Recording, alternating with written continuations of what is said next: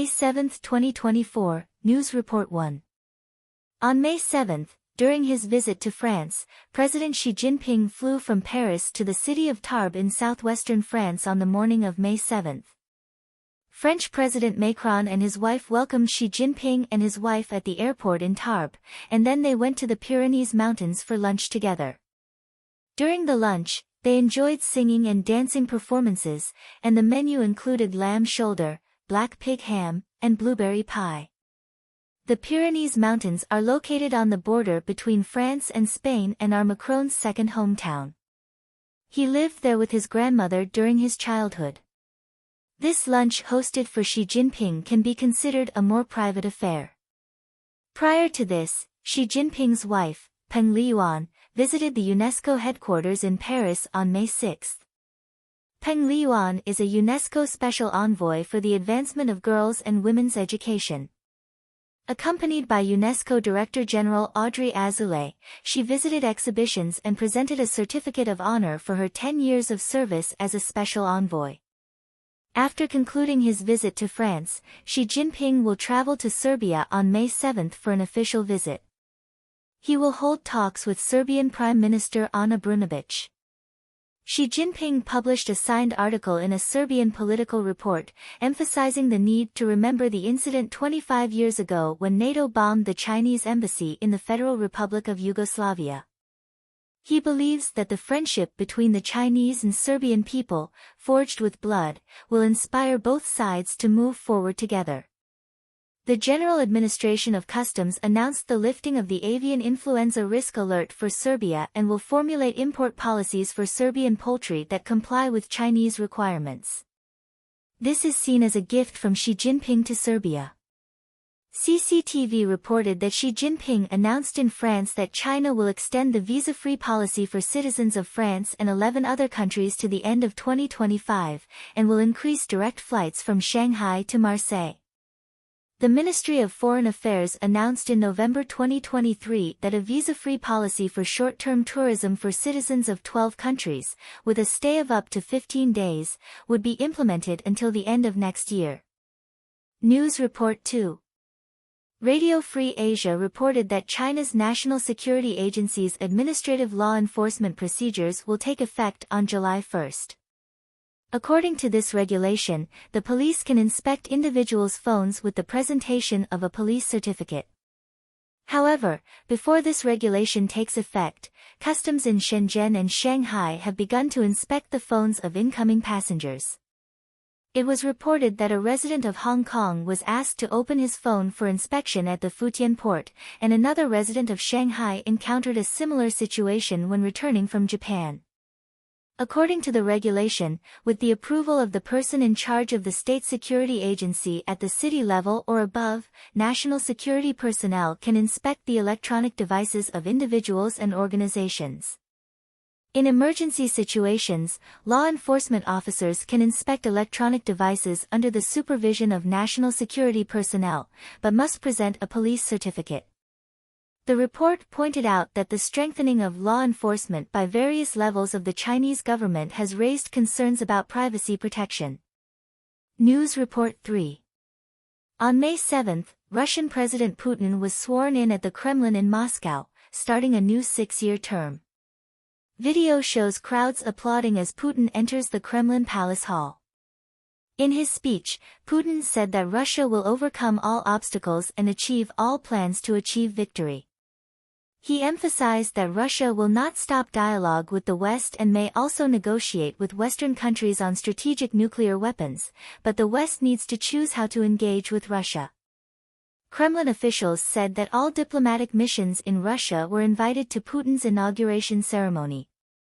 However, the United States, the United Kingdom, Canada, Germany, and other countries did not send officials to attend. The U.S. State Department stated that Russia's elections were not free and fair. 20 of the 27 EU member states stated that they would not send representatives to attend.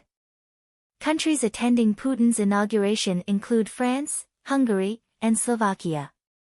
France's attendance is due to frequent phone calls between Macron and Putin.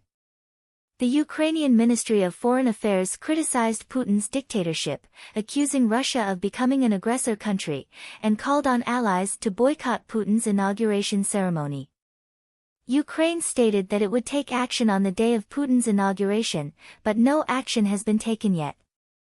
Independent Ukrainian media reported that recent satellite images show that the Russian military has reduced its use of the Crimean Bridge for supplies over the past 3 months, instead using routes in eastern and southern Ukraine to avoid the bridge being blown up. News Report 4. Reuters reported that the Israeli army launched a ground operation in Rafah, Gaza Strip, in the early hours of May 7, and took control of the crossing between Gaza and Egypt. Earlier, Israel asked Palestinians in eastern Rafah to evacuate. U.S. officials said the United States is closely monitoring the situation in Rafah to prevent Israel from launching a large-scale military operation in densely populated areas. Currently, Israel has not taken such action. Sources said that Israel's action in Rafah is very limited and aims to pressure Hamas to agree to a ceasefire and release hostages. The Qatari Foreign Ministry stated that a Qatari delegation will travel to Cairo on May 7 to resume indirect negotiations between Israel and Hamas. Qatar represents Hamas's interests and is also one of Hamas's main sources of funding. The main difference between Hamas and Israel is that Hamas demands that Israel commit to a permanent cessation of hostilities, while Israel insists on reaching a temporary ceasefire agreement. News Report 5. Central News Agency reported that on the afternoon of May 6, 4 Chinese Coast Guard ships intruded into prohibited waters south of Kinmen. Taiwan's Coast Guard Administration dispatched 3 patrol ships to respond and prevent the Chinese Coast Guard ships from continuing to enter the waters off the southern coast of Kinmen. With the inauguration of Taiwan's new president, Lai Ching-te, on May 20, which is only 2 weeks away, what is China's direction in starting trouble in the Taiwan Strait? Challenging the passage of Chinese Coast Guard ships challenges all the boundaries set by Taiwan, making these boundaries blurry. The waters south of Kinmen are an important waterway with heavy traffic and many ports. Taiwan's Coast Guard Administration stated that Chinese Coast Guard ships were speeding in this area, seriously affecting maritime safety and traffic order. The Coast Guard Administration demanded that China immediately stop actions that endanger maritime safety. Coast Guard personnel will expel Chinese Coast Guard ships under the principles of non-provocation, non-conflict, non-avoidance, and non-weakness. News Report 6. Australian Prime Minister Albanese condemned China for launching illuminating flares, endangering Australian military helicopters. He pointed out that China's behavior was unprofessional and unacceptable. Albanese also stated that Australia has raised concerns and protests with China through diplomatic and military channels. According to reports, on May 4, Australian military helicopters were provoked by Chinese fighter jets launching illuminating flares while conducting sanctions enforcement actions against North Korea in international airspace in the Yellow Sea. The behavior of Chinese fighter jets forced Australian helicopters to take evasive action, creating a very dangerous situation.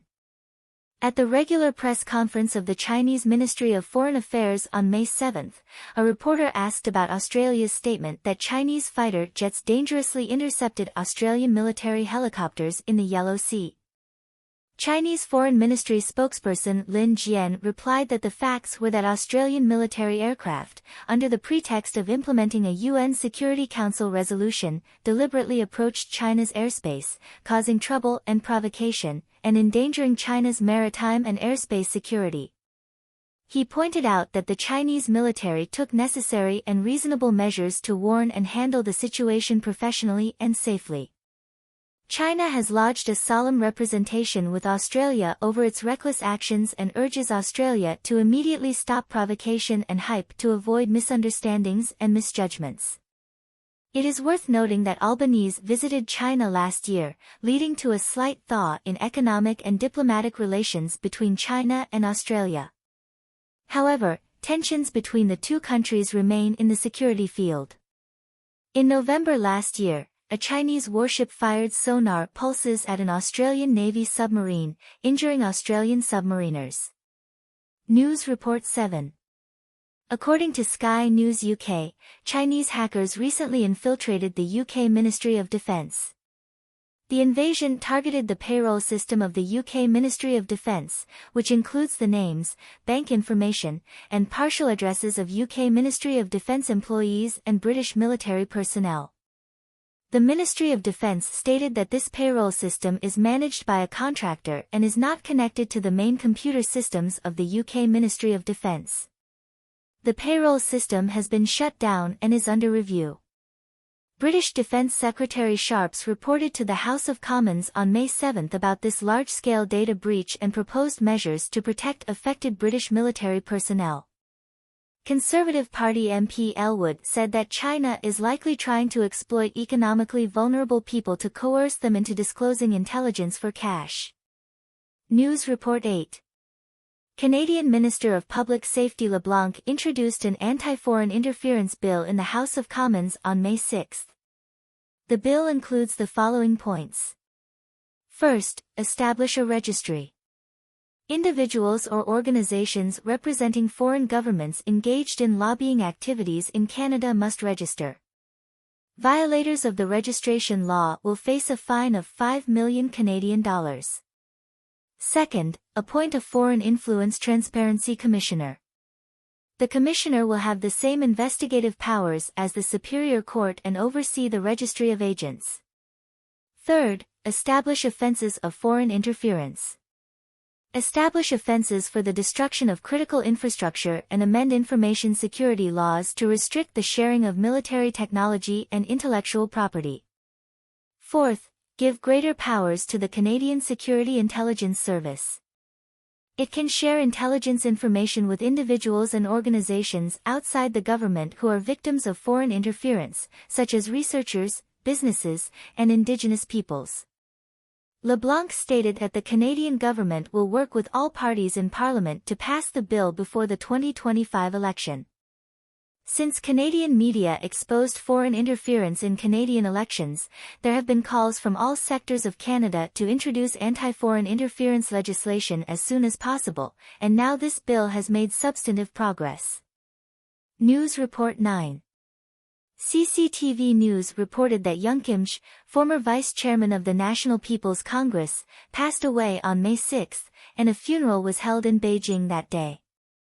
The television footage showed scenes of floral tributes, including wreaths from Defense Minister Wei Fenghe, Public Security Minister Zhao Keji, and other state councillors.